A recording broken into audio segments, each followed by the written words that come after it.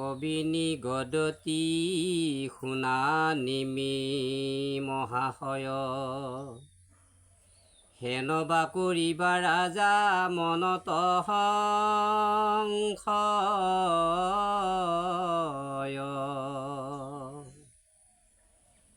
যিটো মহাযশী সদা সমাধিত ৰতি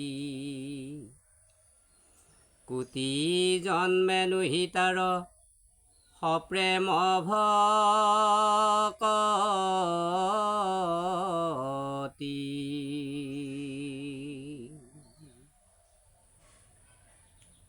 মুখতো অধিকতাক কহে বেদগণ একে জন্মে হইব কেনে নামৰ কীৰ্তন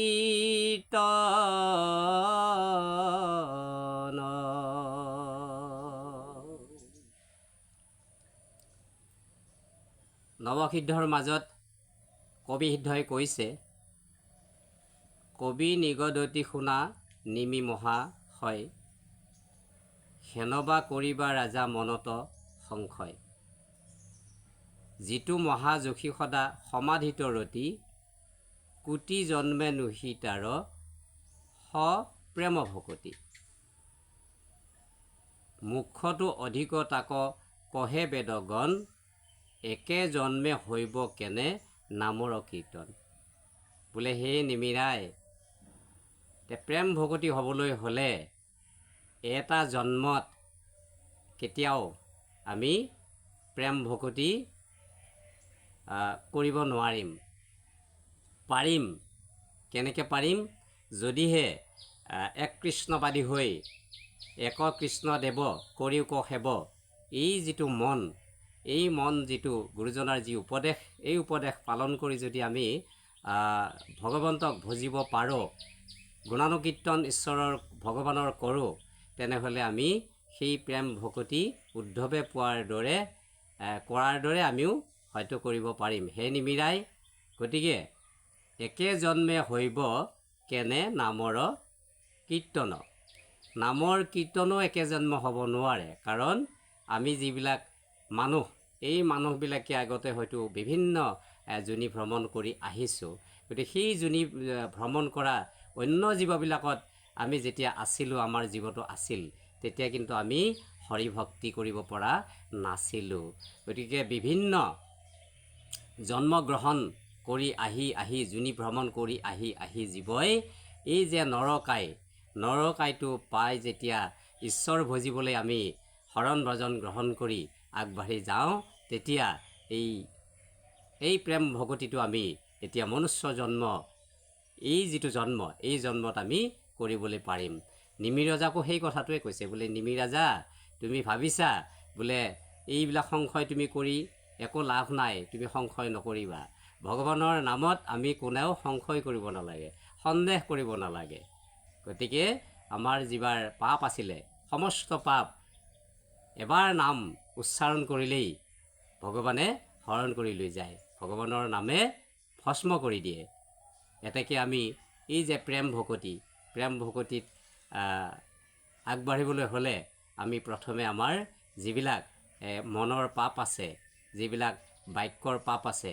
যিবিলাক কায়ৰ পাপ আছে সেই পাপসমূহ আমি আগতে ধ্বংস কৰিব লাগিব নাম কীৰ্তন কৰি সেই কথাটো প্ৰেম ভকতি ইটো শংকা মনত নানিবা কদাচিত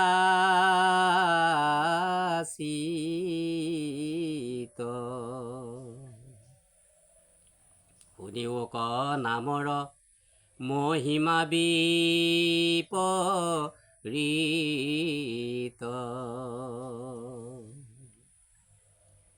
ইটো হৰি নাম ধৰ্ম মহাগুহ্যতম ইহাত বিশ্বাস যাৰ সেহি নৰোত্তম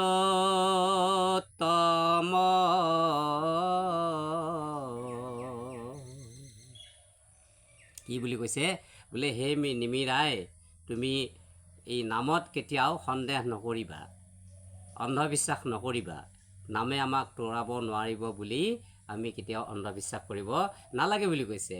নিমিৰ ৰজাক মানে আমাকো সেই কথাখিনিকে কৈছে। নিমিৰ ৰজাক কোৱাৰ চলেৰে আমাৰ নৰমনুষ্যসকলক কৈছে যে কৃষ্ণৰ গুণানুকীৰ্তনত যে আমি প্ৰেম ভকতি কৰিব পাৰোঁ, ঈশ্বৰক যে লাভ কৰিব পাৰোঁ, আৰু আমি যে এই নৰদেহক শুদ্ধ কৰিব পাৰোঁ, এই কথাবোৰ আমি কেতিয়াও সন্দেহ কৰিব নালাগে বুলি কৈছে। নিমিৰ ৰজাক কবি সিদ্ধই কৈছে, বোলে ৰাজা তুমি সন্দেহ নকৰিবা কোনো কাৰণত, ইহাত বিশ্বাস যাৰ সেহি নৰোত্তম। নৰোত্তম, নৰ মানে আমাৰ মানুহবিলাকৰ কথা কৈছে, উত্তম মানে সৰ্বসাধাৰণ মানুহতকৈ যিজনে ঈশ্বৰক বিশ্বাস কৰে সেইজন তেওঁ অকণমান সুকীয়া, মানে অন্য মানুহতকৈ তেওঁ উত্তম স্থানত থাকে আৰু ভগৱানে তেওঁক কৃপা দৃষ্টি কৰে, আৰু সেই তেওঁই প্ৰেম ভকতি কৰিব পাৰে পৰম ব্ৰহ্ম কৃষ্ণক। সেই কথাখিনি নিমিৰ ৰাজাক কৈ দিছে। কৃষ্ণ ভজে মাধৱক নাম স্মৰে সৰ্বক্ষণ, একেবাৰে সিজে তাৰ তিনি প্ৰয়োজন।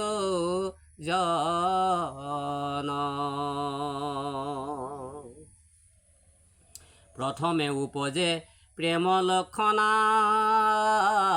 ভকতি, গৃহ শৰীৰতো পাছে মিলে বীৰকতি।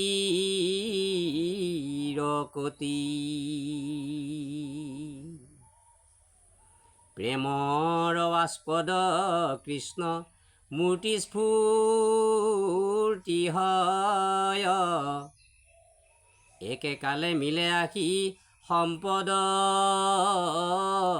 তৃতয়।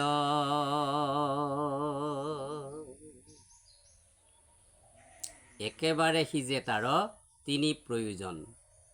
যিজনে মাধৱক সৰ্বক্ষণতে স্মৰণ কৰে, খাওঁতে লওঁতে উঠোতে বহোতে শুওঁতে ঘূৰি ফুৰোতে অহৰ্নিশে সপোনতো যিজনে ঈশ্বৰক ভজনা কৰিব, আৰু সেইজনৰ কি হয়, একেবাৰে সিজে তাৰ তিনি প্ৰয়োজন। প্ৰথমে উপজে প্ৰেম লক্ষণা ভকতি, যেতিয়া ঈশ্বৰৰ কৃষ্ণৰ গুণানুকীৰ্তন কৰোঁতে কৰোঁতে কৰোঁতে কৰোঁতে গুৰুহ কৰোঁতে কৰোঁতে কৰোঁতে আমাৰ যেতিয়া অন্তৰখন পৰিষ্কাৰ হ'ব, নিৰ্মল হ'ব, শৰৎকালৰ আকাশৰ দৰে পৰিষ্কাৰ হ'ব, আৰু তেতিয়াই পৰম ব্ৰহ্ম কৃষ্ণই ইয়াতে পৰমাত্মা হিচাপে জীৱাত্মাৰ লগত লিংকটো ৰাখে দেই। আমি এই কথাটো বুজিব লাগিব যে পৰম ব্ৰহ্ম কৃষ্ণই আমাৰ হৃদয়ত বাসা ল'ব লাগিলে আমাৰ হৃদয়খন শৰৎকালৰ আকাশৰ দৰে পৰিষ্কাৰ হ'ব লাগিব, চাফা হ'ব লাগিব, এইটো নিৰ্মল হ'ব লাগে। সেইকাৰণে নিৰ্মল ভকতিৰ কথাটো উল্লেখ কৰিছে ভাগৱতে। নিৰ্মল ভকতি মানে মল থাকিব নালাগে। আমি যদি মলবিলাক ৰাখি থওঁ, জীৱবিলাকক যদি হিংসা কৰিবলৈ আগবাঢ়ি যাওঁ, তেতিয়া আমাৰ নিশ্চয় পুণ্যৰ অবিহনে, পুণ্যৰ বিপৰীতে পাপহে হোৱাৰ বহুত সম্ভাৱনা আছে।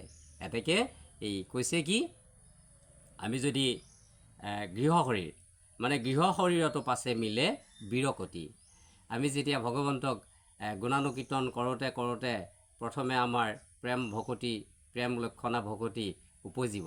তাৰপিছত কি হ'ব, গৃহ শৰীৰ মানে এই শৰীৰটোৰ ওপৰত আমাৰ কোনো মানে মমতা নথকাব। সেই বুলি অত্যাচাৰ কৰাৰ কথাটো কোৱা নাই, মানে আছে ভগৱানৰ সৃষ্টি এই দেহটো, মানে আমি আত্মাৰাম হৈ যাব, মানে দেহাৰাম নহয়। এই দেহাটোত মানে আমি যেতিয়া দেহকে বুজি আত্মা বুদ্ধি কৰি যদি আমি ভাবি থাকোঁ, তেতিয়া আমাৰ সেইটো মূৰ্খামি হ'ব বুলি কৈছে। গতিকে প্ৰেম ভকতিয়ে সেইটো আমাক চিনাকি কৰাই দিব।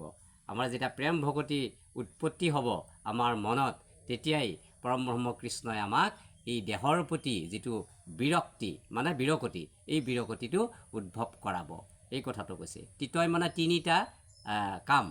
তিনিটা কাম একেলগে সিজিব। প্ৰথমটো হৈছে কি, প্ৰথমে উপজিব প্ৰেম লক্ষণা ভকতি, ঈশ্বৰ কৃষ্ণক ভাবিলে। হে ৰাম আতিশয় ক্ষুধাত ভুঞ্জন্তে যে নমতে, সিজে তিনি প্ৰয়োজন প্ৰত্যেক গ্ৰাসতে। আমাৰ খুব মানে ভোক লাগি আছে, ভোকত থাকিব পৰা নাই। তেতিয়া আমি যেতিয়া মহাপ্ৰসাদ মানে ভাত যেতিয়া এগঢ়া খাই দিম, খাই দিয়াৰ লগে লগে আমাৰ যিটো তৃপ্তি, মানে খাওঁতে মুখেৰে খালোঁ কিন্তু সমস্ত ইন্দ্ৰিয়বৰ্গই সন্তুষ্ট লাভ কৰে।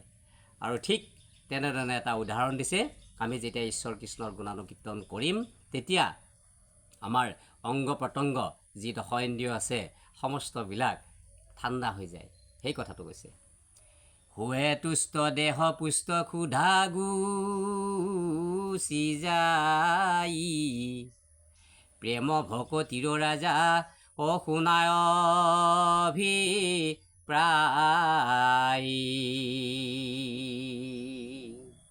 আমি যেনেকৈ পানী গিলাচ খালে পিয়াহ পলায় আৰু মহাপ্ৰসাদ বা ভাত খাই দিলে আমাৰ যেতিয়া ভোক আঁতৰি যায়, সেই কথাটো কৈছে বোলে হে নিমি ৰাজা তুমি শুনা, প্ৰেম ভকতিৰ যিটো ধাৰা, এই ধাৰাটো তুমি শুনা, এই বুলি ৰজাক এটা কবি সিদ্ধই উপদেশ দি আছে কৃষ্ণক।